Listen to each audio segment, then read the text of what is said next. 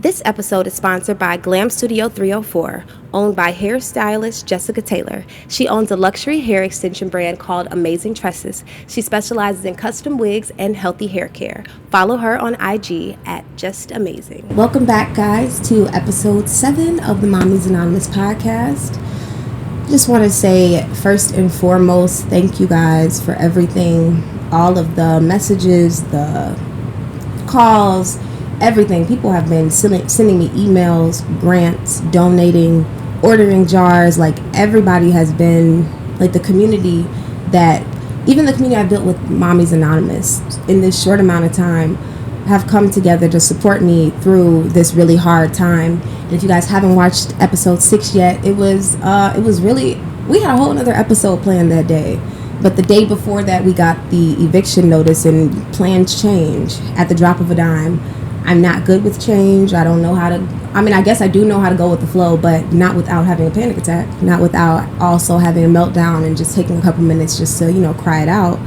But you guys have really been supporting me, and people near and far have been supporting me more than I could have ever asked. And I appreciate it. We're getting through this.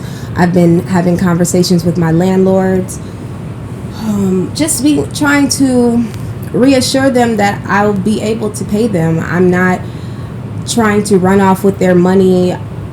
I just am working, and I'm working through it. It's like I wish I could understand why they felt it was okay or it was warranted to give me a 5-day notice without us having any type of conversation before that I was caught off guard.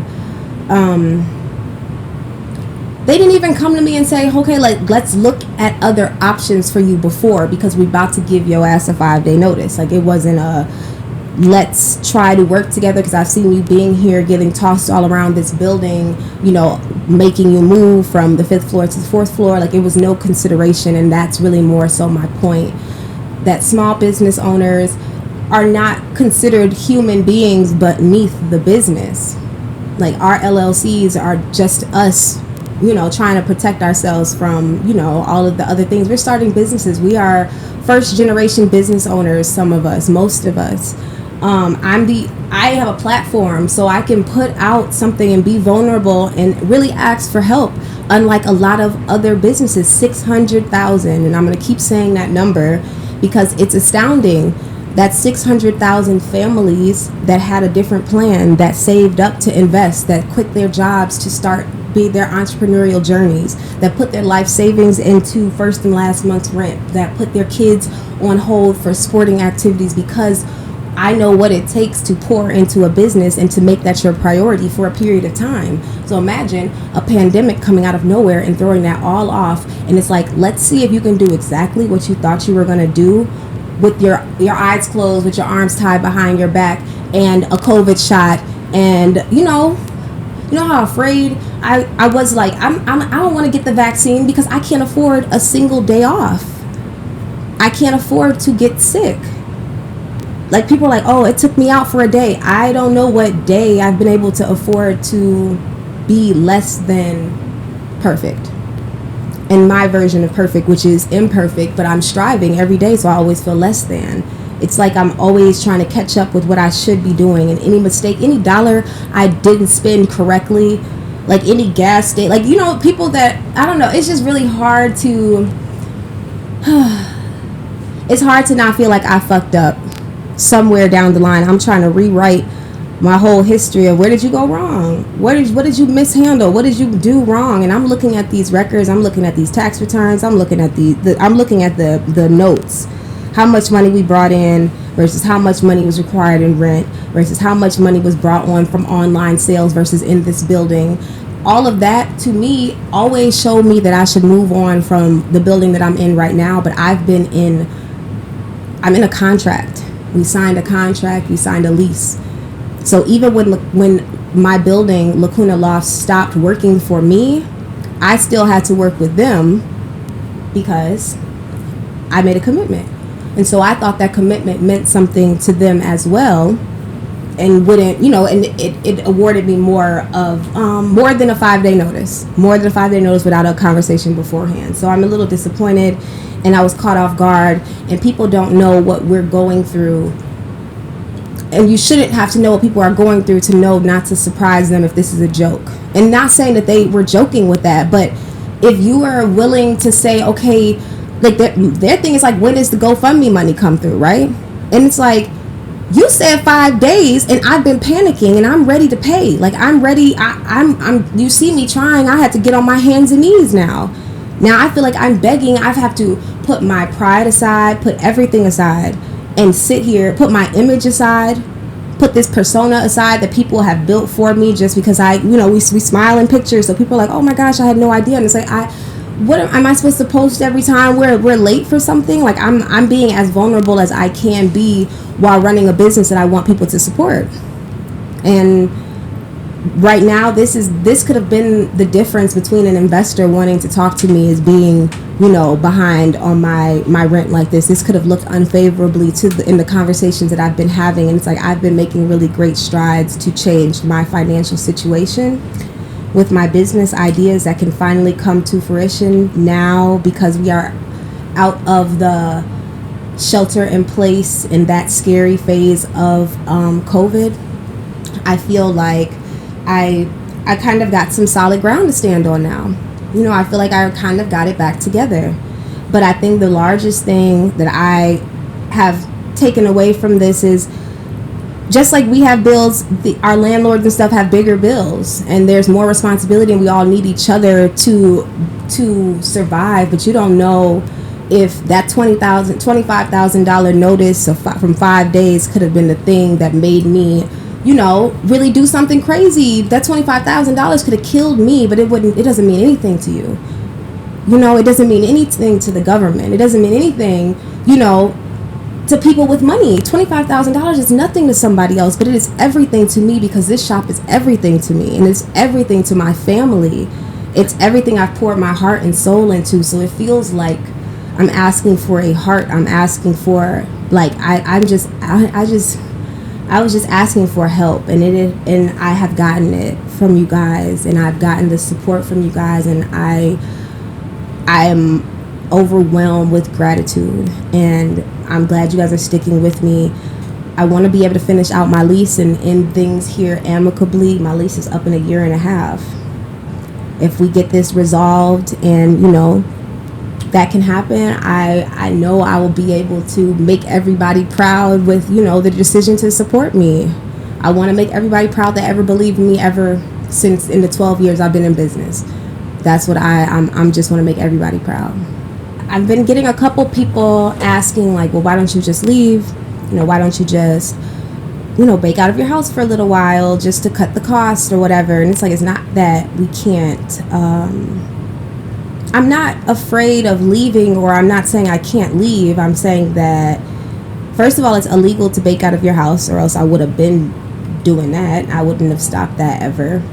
So that is a great option if you don't know that it's illegal. So Illinois being someplace that is price gouging and, making sure that entrepreneurs and small business owners have to start with a huge loan, a huge lease, and a huge financial debt and responsibility, even when you're trying something out. Like, they want you to start. They don't want you selling plates out your house.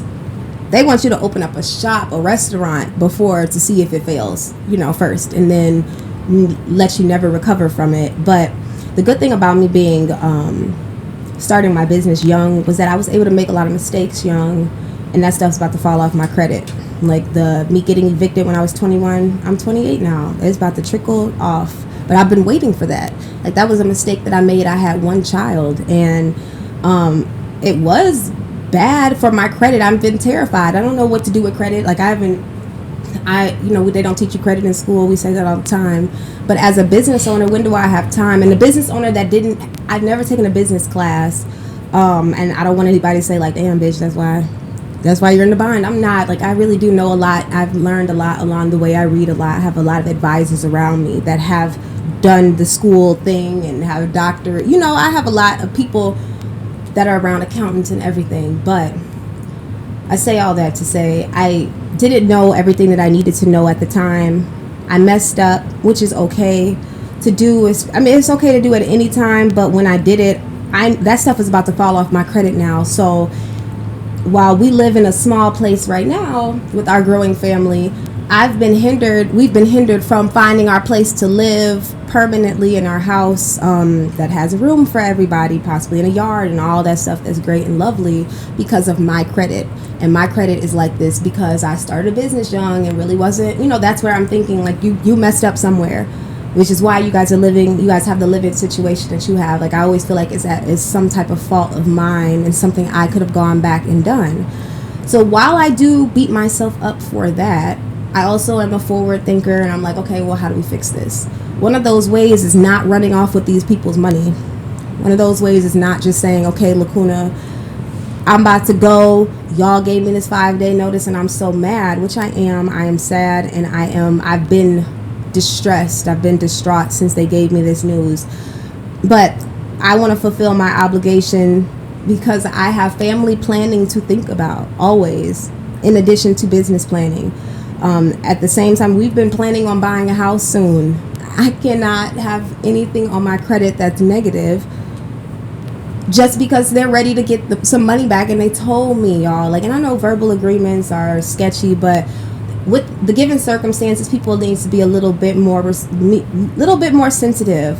What is our social responsibility to the people around us? And I'm not saying, say, no, Jordyn, you don't have to give me the money. It's just when I say I need some time, just give me a little time. Like, some things are lining up. Some people are really reaching out, y'all. You guys are really rallying around me, and I think they're surprised by that, which is why they are giving me another chance, or really giving me the, like, I'm like, can we have another meeting? Can we, But they see me trying. So if I wasn't trying, if I wasn't here every day, I took my kids out of daycare, and you guys know how that is. It's been a really bad week.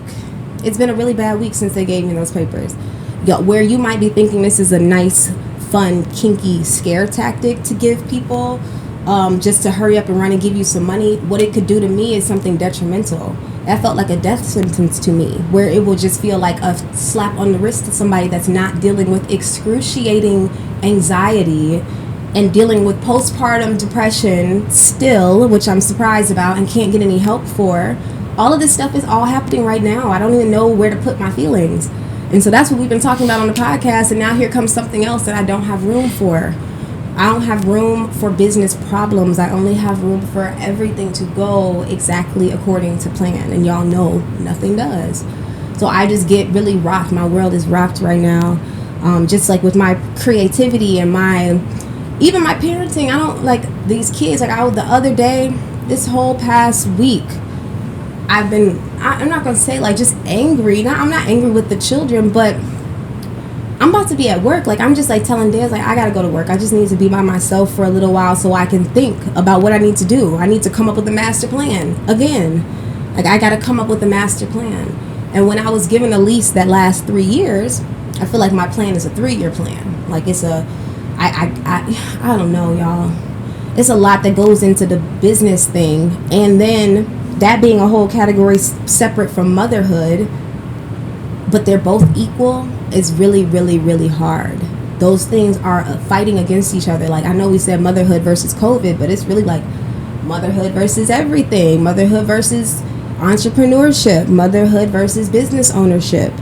Like, being a good business owner to me is keeping your word as far as this is the hours we're going to be open. This is how, this is how we operate. This is who's going to be here. This is what, I want to have all the flavors if I'm open. I want to be able to have all the different options of coffee when I'm open. But if I have to keep closing out of the blue because random kids at school get sick and they get my kids sick and now I have to stay home because I am their mother. Now we got to stay home for 14 days. Only for a couple months later, the 14-day thing is a no-go. Like, it's just really crazy to me that all these things can just change without any regard, but they rock my world. There being the vaccination card thing in Chicago, you can't go into these establishments without your vaccination card. That stopped a lot of people from coming inside of our building. So now my walking traffic is a little bit different. It's lower until they just up and decide you can have anybody in anywhere. Don't wear a mask. Do whatever you want. It's like, I would even be okay if the rules were the rules and they just stayed the same. But when they're able to change at the drop of a dime, when it's less convenient for the people at the top, it's frustrating because I am being affected and small business owners are being affected with the smallest of business waves and the waves in, the customers, like people coming in, walking traffic, a low wave of a customer traffic messes up my whole month of income. I need to make a certain amount of money every single day. If I don't make that much money every day, I'm not going to make my quota. So it's just very hard to keep up with, and it oftentimes feels like a bad decision. And I felt like those thoughts of it being a bad decision can go away when I feel like I'm doing a good job. And them coming to me and saying, like, just kidding. You haven't been doing a good job. We don't see how hard you're working. We don't see you here every day. We don't see you. Like, that hurt my feelings because I'm here every day. My kids are here when, they're here. There's playpens and stuff in here. Like, what am I going through this for? Like, if you don't see me and see how hard I'm trying, because I could just be at home and complaining. I could just have this place sitting without me busting my ass every single day. And so it's just hard to not have that consideration.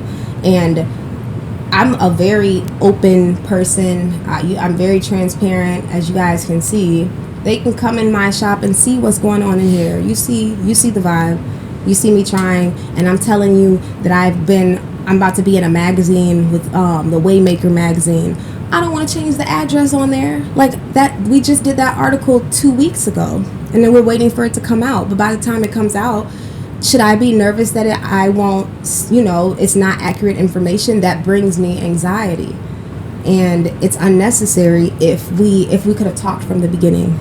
But that's my long tangent about what's going on with the bakery. But it just all is connected to motherhood too, because I'm a mom. So this is hurting my kid's mom right now. All these things are hurting my kid's mom, and their mom's not okay. I haven't been able to cook dinner in 8 days. Because I feel like I should be doing something else. Every minute, I should be doing something toward making $25,000, and cooking for my children is not one of them. And I feel really guilty for that. I feel bad, but I'm glad that I have Dance to cook dinner. So I am grateful to have him, and I couldn't imagine being a single mother business owner, because that is like you have less support. And the least our landlords and people that are in positions of power can do is kind of just see us and be like, I see you trying, so I'm going to try to just, work with you a little bit, maybe talk to you a little bit extra and see what's going on, and see that you have some big things coming up before I rain on your entire parade, and, put a damper on your progress from a month. Like, it just, it was very disheartening, but I'm trying to get back on the path. We had a really great schedule of things going on. Like, I've never been wealthy. I've never even really had it. I've always been middle class to lower class, and I'm used to working with nothing, and that doesn't scare me. Nothing really scares me. That sounds crazy because I have really bad anxiety, but with business, nothing scares me until it's out of my control, and y'all are acting like you can pull the rug up from beneath me. So that had me shook. For real.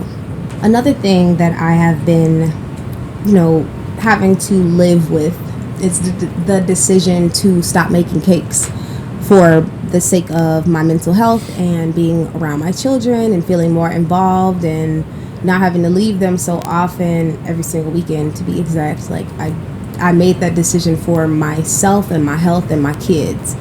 But then when something like this happens, or it's like I had to take a financial,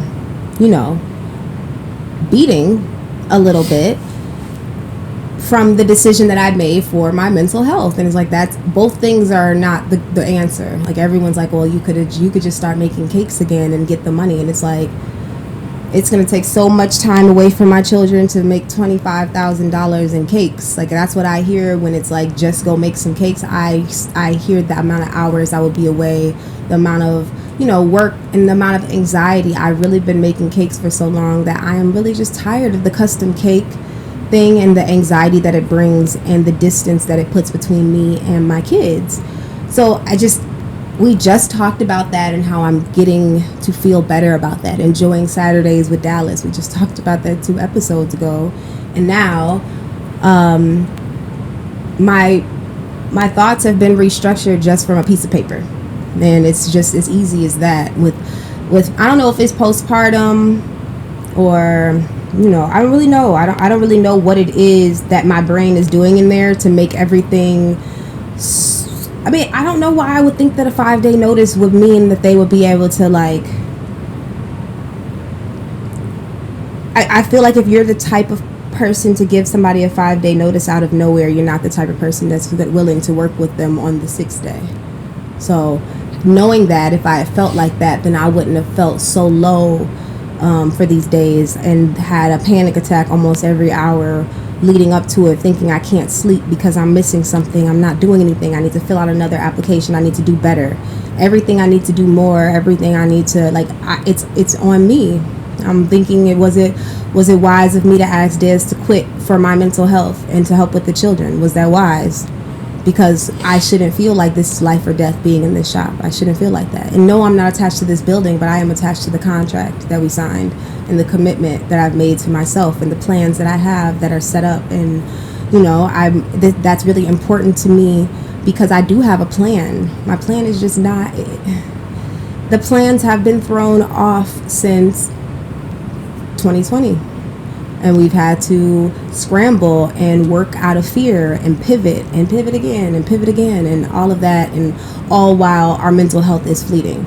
And mothers in particular, the postpartum, the likelihood that you will be dealing with postpartum is so much higher when you've already had depression and dealt with depression.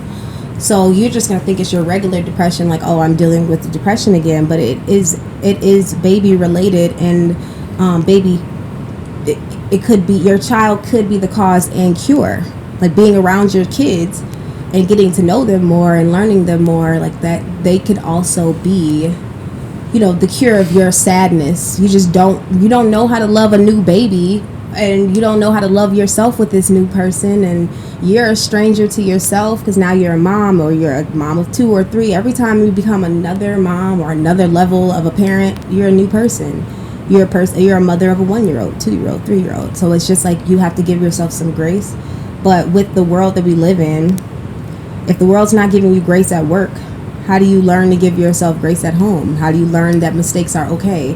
And, you know, people say, oh, lessons learned, they're not failures, they're just lessons. And it's like, they feel an awful lot like failures. Like, I can't shake the feeling that it feels like I'm failing.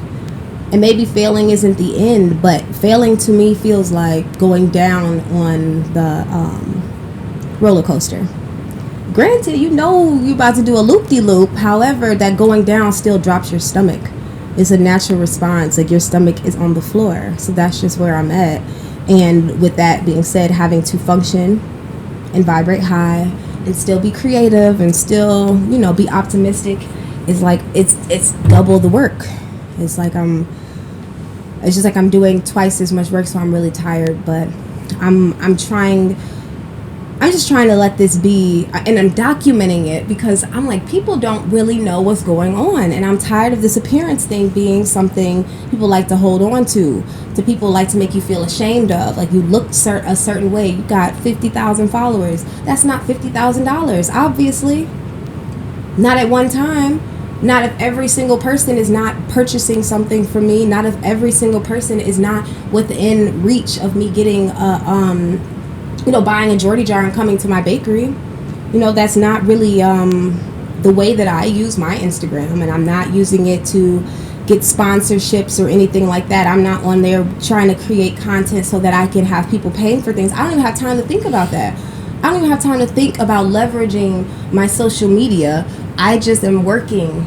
I'm just working, and I'm just being able to talk about what it's like to be a business owner. What it's like to be a business owner and a mom and a woman and a person that's growing. And when I made mistakes in the past, it's like I shamed myself. I still am. I'm disappointed in myself for mishandling things in the past, but I didn't do that this time. And I was young, and I'd had less responsibilities. I have really been on it. And I've been working towards something. I have clear goals. I have goals written down for the first time. Like, not for the first time, but like, I've been working on writing out my business plan for the first time, because I've never had to have anybody else trust my dream before. Only me. I've never had somebody, I didn't need anybody to believe it. I see it all in my head. It's all just been building every single day. I see what the need is in my company. I fix it. I see any type of problem in here and I fix it. I see something not making as much money, like cakes making 40% profit and jars making 80% profit. That is a necessary ending to making cakes. So when people say you should just do it just to do it, it's not profitable. And if I'm thinking like a business, I have to do what's profitable and what's best for my family. And that's what it is. So I can't consider cake income being what could have solved my problems at the bakery. But I had to put, my pride aside, put the shame, the feeling of, will people judge me for putting myself out there? And that's in all of the arenas, like the mommy arena. Am I gonna let people shame me and, saying like you're not doing a good job or you complain too much or whatever? Like, I'm not afraid of that anymore, and I'm proud of myself for not being able to be shamed. I really feel like no shame in my game, but I'm so close to that. I'm just having to learn to be to exude all the things that I feel inside. Like, I feel like I'm not ashamed, but how am I showing that? Like, am I asking for help when I need help, or am I just internalizing it all and just really still self-sabotaging by trying to do everything on my own? And I'm really trying to learn how to trust myself and trust my gut, and not think that, like, as much as I trust it, later on down the line, I don't want to be like, was that right? Because you trusted it the first time. So I definitely try to make sure to counteract that shame and that anxiety with the confidence that I feel like God has given me with the gift. Like, he gave me this gift and he gave me this shop, so I don't feel like he brought me here to leave me. I don't think he would do that. Have you guys ever had somebody project their shame on you for like having kids young or having kids at any given time of your life? Like, the shame that is associated with children, but it's still counteracted with the glee. Everybody's so happy when you have babies, but they're so quick to shame you when the first thing goes wrong or you ask a question. If everybody's like, oh great, somebody's having a baby. Not me though. I don't feel like my family was upset that I was pregnant, but I didn't get a wow, congratulations, you're pregnant ever from some of the members of my family. But that's just not how we're not really an expressive family like that. But other people, you get you're doing a gender reveal, we're doing the baby shower, and not everybody, but people are around to support you. Then the tables turn when you say, okay, this is a little overwhelming. And then people are like, well, shouldn't have had kids. Now you shouldn't have had kids so young. You shouldn't have, like, if the first question you ask, it's like you shouldn't have had kids at this time. Maybe you weren't ready. But it's like, what does ready look like? So if I feel like my readiness is my willingness to do the work and to go to therapy and to ask questions and to try to be better and to be really in tune with my children, that's how I go against the fact that I maybe not have been financially ready to have as many children as I have. But I want to be emotionally ready and to get ready if I wasn't ready when I had them. Like, it's never too late to get ready, but I don't want to start the cycle of being afraid of asking for help and afraid of, knowing that I need to have somebody to lean on sometimes, that me and Dez as a couple need somebody to lean on when we're struggling, or when we need a break, or when we need a night out. Like, we're going out with our producer Jamal. It's his birthday tomorrow, and Sierra and Jamal are like, you need Dez to come out, y'all gotta get a babysitter. And y'all know how hard getting a babysitter is around here. Any parts where kids are at, like, it's a Friday night, so I'm like, I was planning on going, and Dez was gonna watch the kids, and me and Jess were gonna go, but I asked my mom, can she watch the baby so Dez can come too? And Sierra insisted on it. Sierra and Jamal please, he needs to come. Dez has to come. We got to get the podcast crew outside, and we never go outside for real. So just having people encouraging you to come out and not being like, okay, yeah, just letting us have another weekend that we don't do anything. We need a little release. Everybody's a little tense right now. But birthdays are things to celebrate. A lot of things are things to celebrate. Life is something to celebrate. And I just want to not lose sight of life while I'm dealing with all the trials.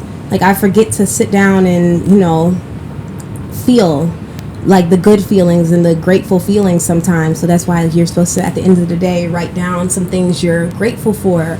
Your kids' health and their continued health, and the people that are around them that are just making sure that they stay okay, so like stay healthy enough. Don't come around my kids if you're sick, if you know the situation that we have going on. Like that type of consideration I appreciate. And I think that asking people for what you want is the only way that you're gonna get what you need, and that's babysitting to the mental health support. I have somebody reached out and said that they didn't know what was really wrong with them.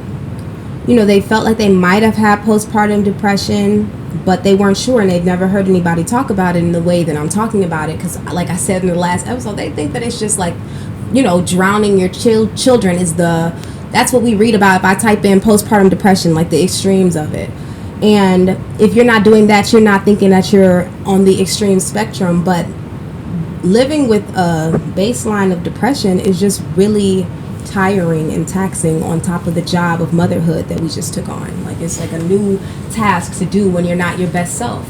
So getting the help that you need, but just being able to identify that you need some help, going to therapy. I don't know about white people if they find out that they don't like doing therapy, but I know black people in our culture it's a shame associated with it with other generations. It's a shame of looking further inside of yourself to see what's wrong, because you know I don't even know. I want to find out the problems and fix them. I want to have a time, even if I have to pay somebody, which I wish I didn't have to, just to sit there for an hour that they care about just me. And it's hard to talk to people and them not just project their own things and not bring up their situations. That's normal life. Everybody, like if you say something to me, I'm instantly, something I'm working on, I instantly bring up a situation that I've also gone through too. Like that's super annoying, and I'm trying to not do that. But when you're in therapy, you get to sit there and talk about whatever comes to your mind in 1 hour. That's yours. That's your hour. So whatever it takes, but it should not be a shame associated with that. And you can't, like, God hates pride. So what I always think is just like, try to put your pride aside. I always look at situations when I'm dealing with anxiety, like, why are you feeling so anxious? Is it because of an image that you're trying to portray, or is it because of, you know, me not wanting to ask for help? Is it because I want people to think I have it all together, or I'm afraid for people to know that I don't? I don't really know. I feel like that's a little bit of shame. Like, I'm ashamed of not having the answers. I'm ashamed of not knowing, like saying that I don't know how to potty train a child. Like, how am I supposed to potty train them? What I don't, and how am I supposed to have time to read about how to do it or watch anything about it?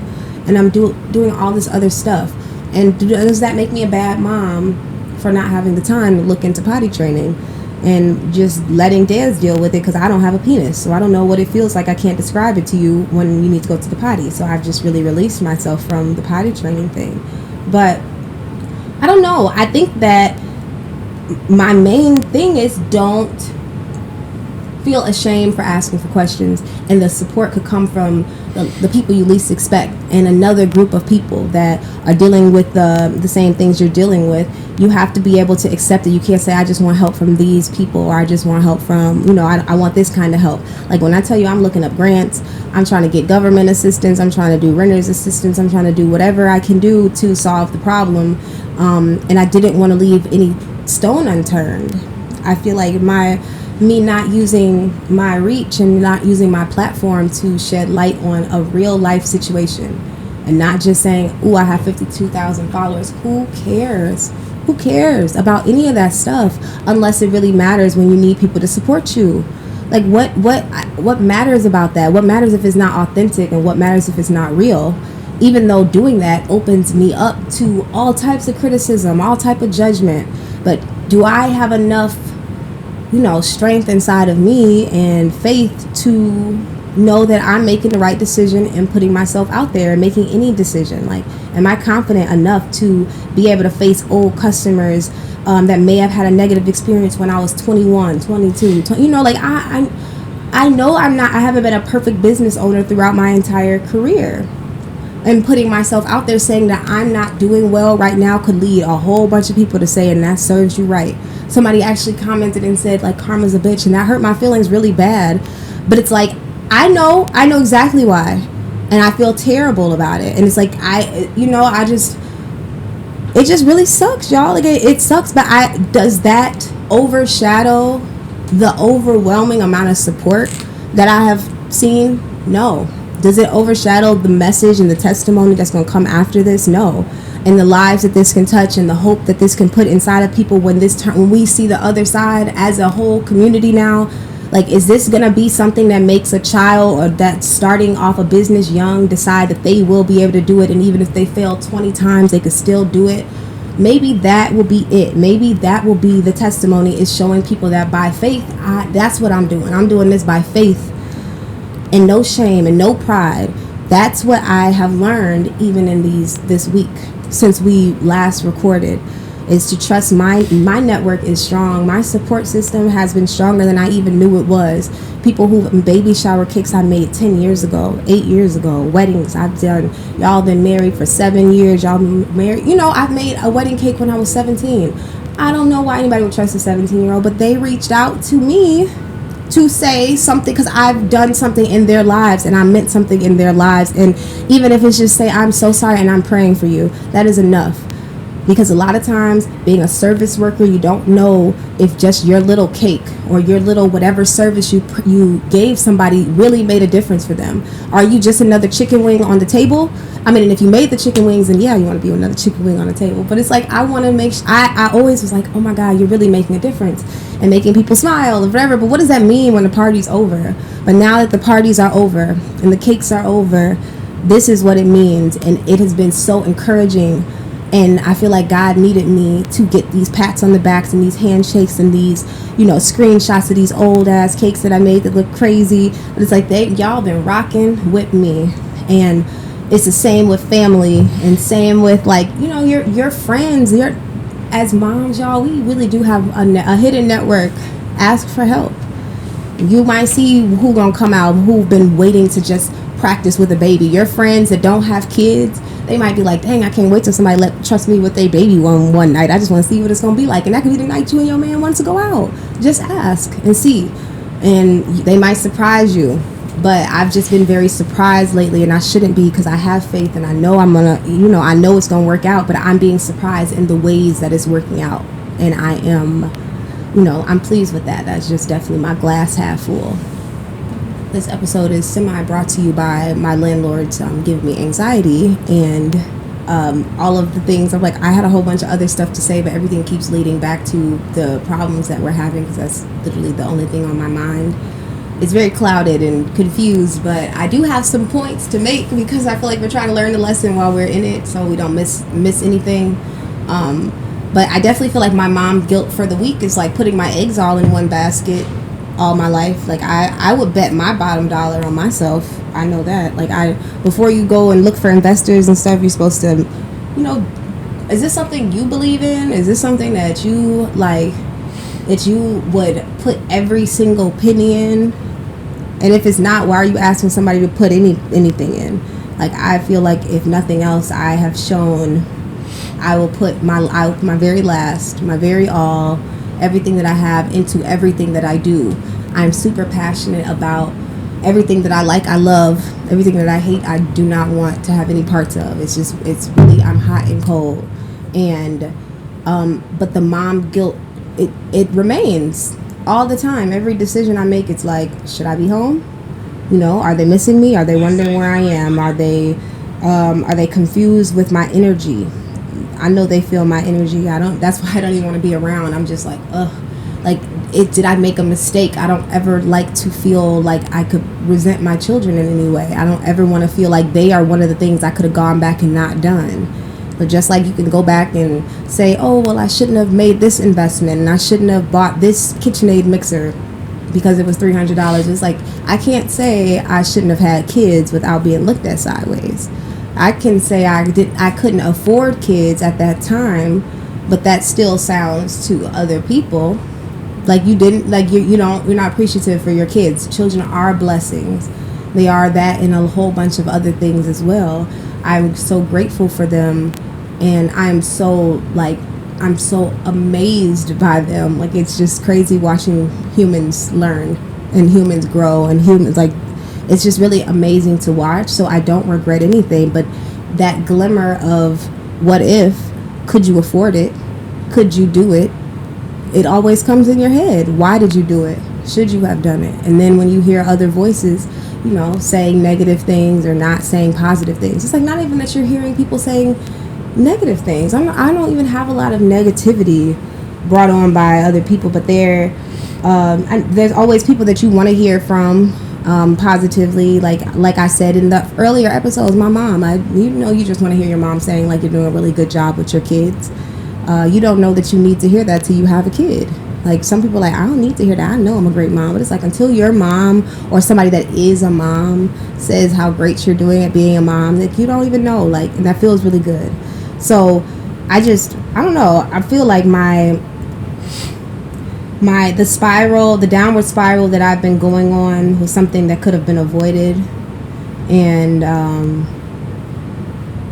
not being careful with people's mental health and their mental state is careless, and it's dangerous, and you don't know what that's going to do for the person or the family or the trajectory of their business. Because I know that I was spiraling, and I still am spiraling. I don't feel like I've made any money since they told me this. I'm just trying to figure out how to put money in the pot. Like I'm just trying to put it in the pot, put everything to the side. And I'm just like, I don't even know how. I haven't even baked yet. Like I have a pop-up shop tomorrow. I need to bake, but I've been trying to do so many other things, filling out applications. I've been on the phone. I've been, having meetings, having panic attacks, and, all of those things at the same time. And I've been putting this off and procrastinating, and I'm not a procrastinator. I like to do everything today. I like to do everything right now, and I like to do everything excellently. And that's my toxic trait that's been working. And when I'm not even in control of my weird tics, like if I'm not even in control of my obsessiveness, like it's just like, what are you in control of? I feel so out of touch with reality and out of touch with like, I don't feel like I'm living the same life as everybody else. I feel like somebody is, when things aren't going my way, and I don't mean to say that to sound like a toddler, but when things aren't going the way that I planned and carefully planned and strategically planned, these are not half-baked plans. These are well thought out. I got plan A through Z, and then something drastically from left field comes and smacks you, and you are forced to pick the pieces up and act like nothing ever happened. So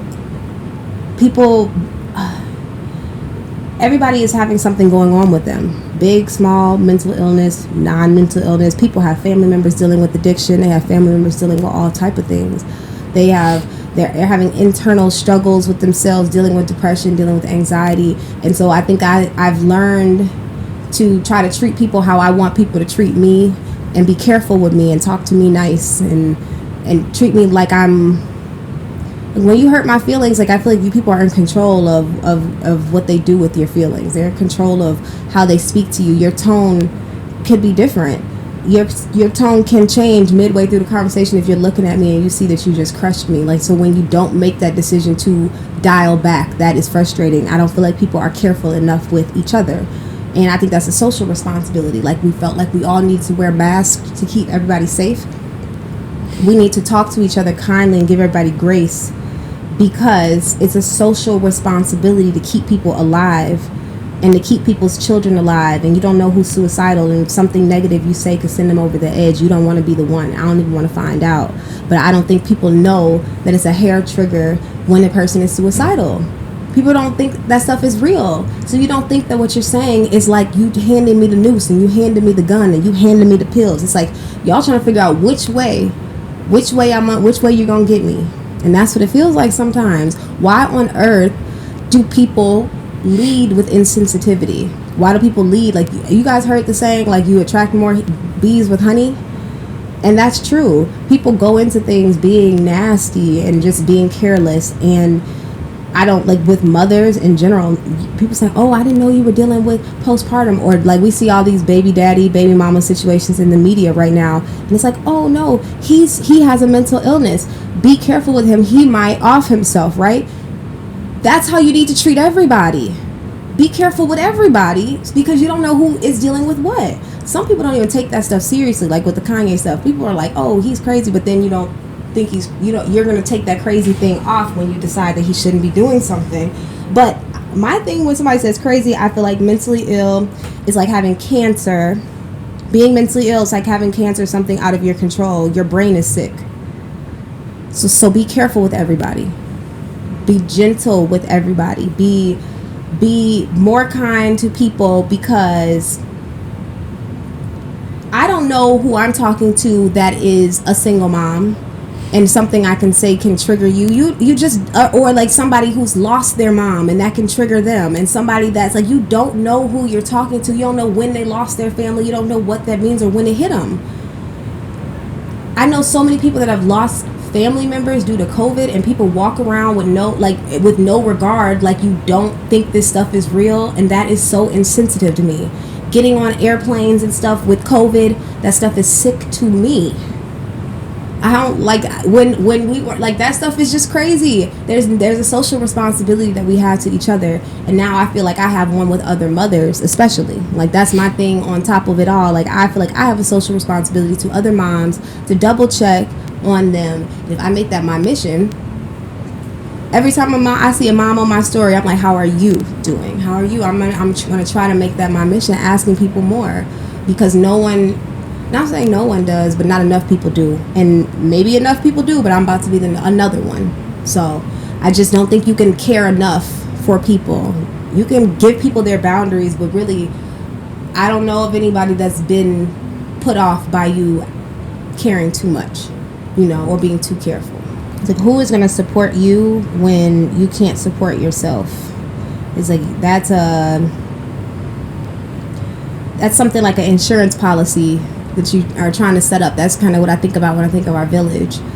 You investing in these relationships and building connections with different people, because you need people to be there when you are having an off day, and when you're having a bad moment or a bad season or a bad year or whatever, and you need help and you need somebody to call. That's why you have friendships. You don't ask for people's, I don't even want to talk about what you don't want to do, but I know with my friends, they deal with a lot with me being sad all the time, having kids, and having the most complaints out of everybody they probably know. But I try to be there for them as much as I can right now too, because you never know. You never know when people are going to need you. You never know who needs you. Like, your presence in their life is important. And like I said, with car insurance, I didn't plan on this happening. You don't plan on a lot of things happening. That's why it's an accident. And because you have spent time with people, you pour into people, you encourage people, you have relationship with people, they will be there to help you, hopefully, when, it's your turn to deal with life's trials, because it's going to be everybody's turn. That's why people shouldn't be so judgmental when it's someone else's turn. I don't want to talk about anybody while they're down or say anything negative. I'm trying not to. We're accustomed to being overcritical. But I'm trying not to, because it could be me tomorrow, and it has been me yesterday. I could be broke again tomorrow. I could be up again. I've been up before. I've been broke too. So just because you haven't experienced some things doesn't mean you can't be sensitive, because what you do know is that you're dealing with something. So people are like, well, you don't know what I'm going through, and you don't know what anyone else is going through too. So treat everyone with grace. And when you see somebody with some kids, you do know a little bit of what they're going through: crying, confusion, like all of that, and uncertainty. There's a stranger in your house. It's that baby. Who is this child? These new people around, like getting to know somebody new, building a relationship with your kids, wanting a relationship with your kids. Like, when I have free time, I really want to call my friend for a second if it's peaceful. But then it's like, all right, let's sit and talk to Dallas when the babies are asleep. Being intentional in every relationship. Being intentional, like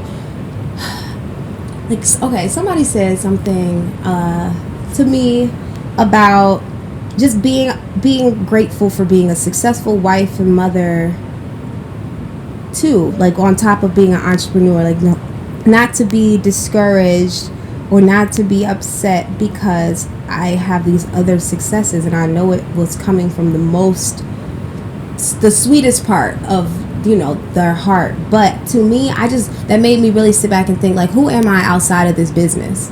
Who am I? Who is Jordyn? I'm so attached to my business and to Jordyn cakes and to Jordyn jars because I've been doing it for so long. I've been doing it for almost half of my life.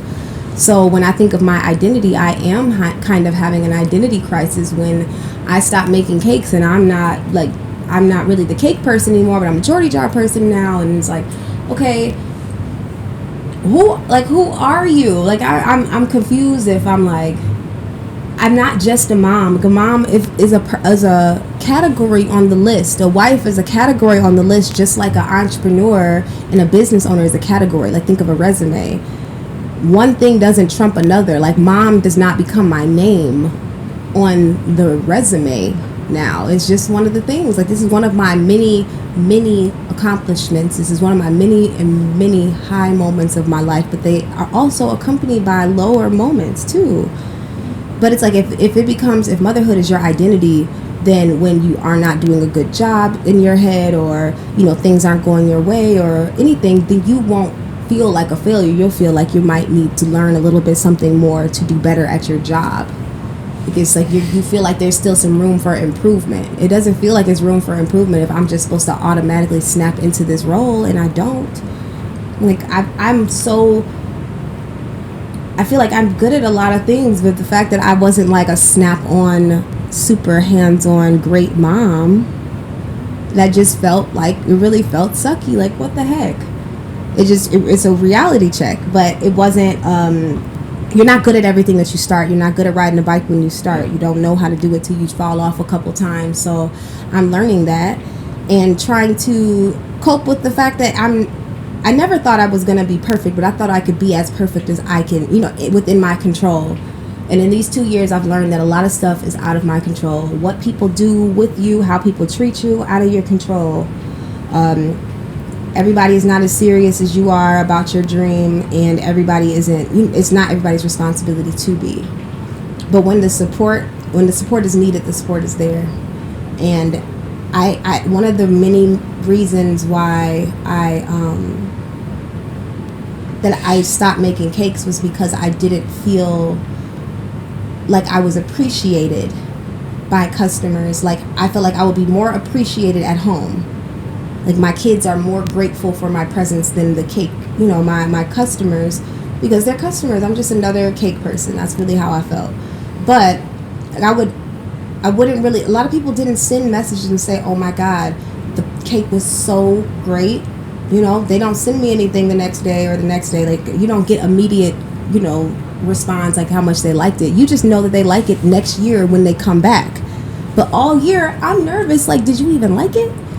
You know, I don't even know if you really, you know, if you really fucked with it. And now, here we are, 10 years later from some of these people making cakes, and here they are to say thank you for being a part of that day. It meant a lot to me, and that is so profound.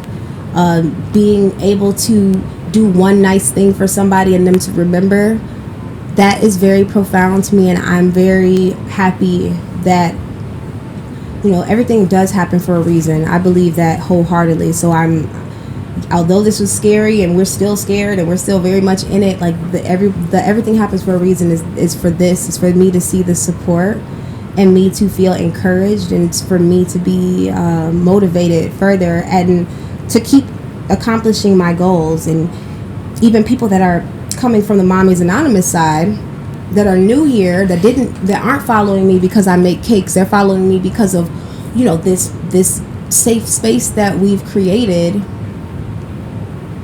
and that inspires me to keep going, and that inspires me to fight and to deal with the anxiety. I'll do it for y'all. You know, I'll do it. I know that we need this, like I said last episode, and you guys confirmed this to me, and I'm gonna fight the good fight. I'm meeting with them. I'm handling things amicably. I'm trying to stay throughout my lease. I'm trying to come up with the next plan, because now my plan is what if. I never really thought about what if I wasn't Jordyn Cakes. I haven't thought about that. But now them bringing that to me makes me now have another, you know, chapter in the book to kind of evaluate it. What if that could be? So do I sign up and go take some online classes for, you know, in college? Like, what do I do? What do I do to secure myself for the next time somebody gives me, you know, any type of